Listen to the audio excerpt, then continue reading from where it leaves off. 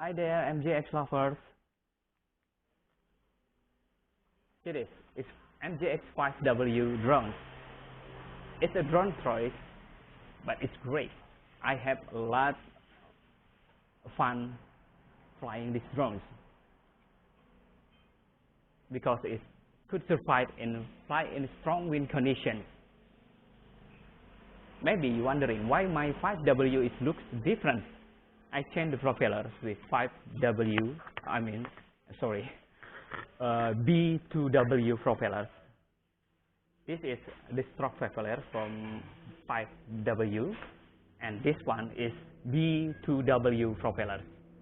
The result is it flies more powerful and more stable in maneuver.